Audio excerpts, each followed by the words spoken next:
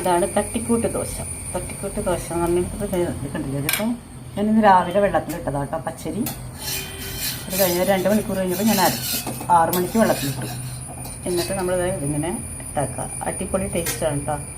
പിന്നെ ഇതിൽ ഉള്ളി, തേങ്ങ, പിന്നെ പച്ചമുളക്, കറിവേപ്പില ഒക്കെ ചേർക്കാം കേട്ടോ. ഞാൻ പക്ഷേ ഉള്ളിയും തേങ്ങയും മാത്രമേ ചേർക്കുള്ളൂ. നമ്മൾ അരി നല്ലോണം അരിഞ്ഞതിന് ശേഷം മാത്രം ഉള്ളിയും തേങ്ങയും ചേർക്കാം. എന്നിട്ട് ഇതിങ്ങനെ അത് പരത്തന്നെ.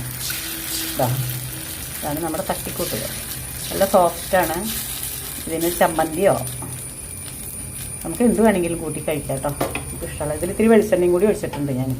പിന്നെ ഞാൻ ഇതിൽ വെളിച്ചെണ്ണ പരത്തണമെന്നില്ല. ഇതായതിൻ്റെ ചീനച്ചട്ടി ഞാൻ മയക്കിയതാണ് കേട്ടോ. ഇത് മറിച്ചിടേണ്ട കാര്യമൊന്നുമില്ല കേട്ടോ. നമ്മളതുകൊണ്ടാണ് ഇതുകൊണ്ട് അടയ്ക്കണതാണല്ലോ, അതുകൊണ്ട് മറിച്ചിടേണ്ട കാര്യമില്ല. അപ്പോൾ ഇത് നമുക്ക് എന്ത് വേണമെങ്കിലും കൂട്ടി കഴിക്കാം. നല്ല സോഫ്റ്റാണ് കേട്ടോ, നല്ലോണം. ഇന്നത്തെ ഞങ്ങളുടെ ആഹാരം, ഭക്ഷണം, അതായത് തട്ടിക്കൂട്ട് ദോശയാണ്, ഇൻസ്റ്റൻറ്റ് ദോശയാണ്. രാവിലെ പച്ചരി വെള്ളത്തിലിട്ടു, 6 മണിക്ക് വെള്ളത്തിലിട്ടു, 8 മണിക്ക് അരച്ചു, 8:30 ഉണ്ടാക്കി. അങ്ങനെയാണ് ഇത് കേട്ടോ. നല്ല സോഫ്റ്റ് ആയിട്ടുള്ള ദോശയാണ്. ഇതേ കണ്ടില്ലേ? ഇതിപ്പോൾ ഞാൻ സാമ്പാറാണ് ഉണ്ടാക്കിയത്. സാമ്പാർ കൂട്ടിയാണ് കഴിക്കുന്നത് കേട്ടോ. അടിപൊളി ടേസ്റ്റാണ്. നിങ്ങൾ ഇതേമാതിരി ഉണ്ടാക്കി നോക്കണം. ഞാൻ റെസിപ്പി വേണമെങ്കിൽ തരാം കേട്ടോ. Okay, thank you so much. Bye. ഇത് സാമ്പാറാണ്.